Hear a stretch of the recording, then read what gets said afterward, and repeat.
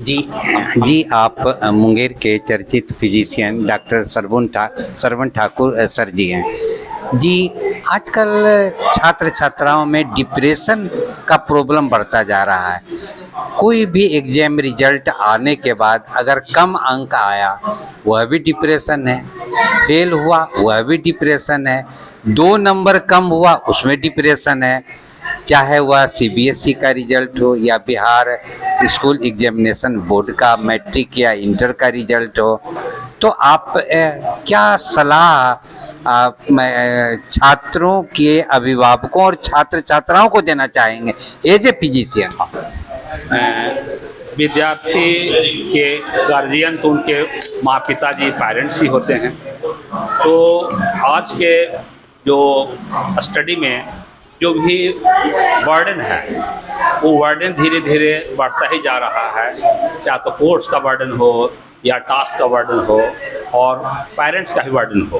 Parents में भी एक जिज्ञासा होती है कि हमारे बच्चे डॉक्टर बने, इंजीनियर बने, जज बने, कलेक्टर बने, आईएएस बने, आईपीएस बने, या जो उनके मन में जो लालसा होती है वही बच्चों पर दबाव डालते हैं।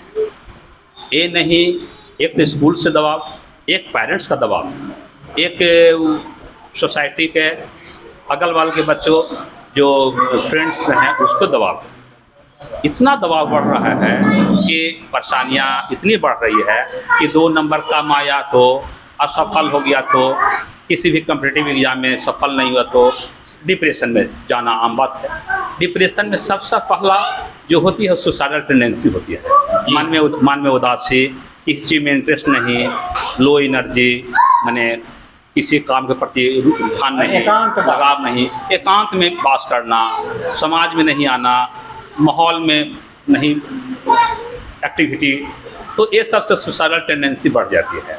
और इसके अलावा फिर स्ट्रेस, एंग्जाइटी और सो मेनी साइकेट्री प्रॉब्लम हो सकता है। इसलिए बच्चों को थोड़ा दबाव ना दें, बच्चों को थोड़ा सा मैंने मित्रता ऐसे व्यवहार, मैंने मित्रवत व्यवहार करें और उनसे पूछें जिज्ञासा क्या ये है, और उसको थोड़ा सा साइकोलॉजिकली भी बूस्टअप करें और कुछ न कुछ थोड़ा सा एक्स्ट्रा एक्टिविटी, जैसे हाँ, जैसे म्यूजिक, आर्ट्स, कल्चर या कुछ और भी ऐसे ही एक्टिविटी बच्चों को कराते रहें जिससे बच्चे पर लोड नहीं बढ़े। एकमात्र लोड पढ़ना है, एक सूत्री कार्यक्रम पढ़ना है नहीं, कुछ उसको मन को रंगने वाली जैसे मनोरंजन होनी चाहिए।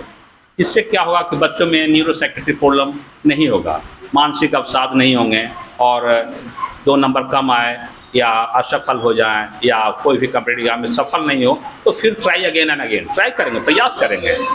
और हम लोगों को तो एक छोटी सी जीव चींटी से सीखनी चाहिए। इस धरती पर जीवों में सबसे परिश्रमी जीव होता है वो चींटी होती है, और बहुत ही छोटा भी होता है, लेकिन एक बार प्रयास करते हैं, चींटी करती है, सफल नहीं होती है तो पुनः प्रयास करती है, असफल होने पर पूरा प्रयास करती है। तो इस तरह से प्रयास करने पर तो सफलता मिलना ही है। आज हम असफल हुए तो हम मेहनत करेंगे, अपने हम कमजोरियां को जानेंगे, खामियां को जानेंगे, त्रुटियां को दूर करेंगे, तो ये एक मेरे लिए एक सबक होगी, और उसे हम असफलता को हम दूर करके फिर सफल होने में कामयाब हो जाएंगे। इसलिए बच्चों के साथ साथ हमारे पेरेंट्स का भी साझेदारी ज़रूरी है, उनकी सहभागी ज़रूरी है, और इस तरह से बच्चों में को तनाव मुक्त किया जा सकता है, न्यूरोसाइकेट्री प्रॉब्लम नहीं हो, डिप्रेशन नहीं हो और सुसाइडल टेंडेंसी नहीं हो।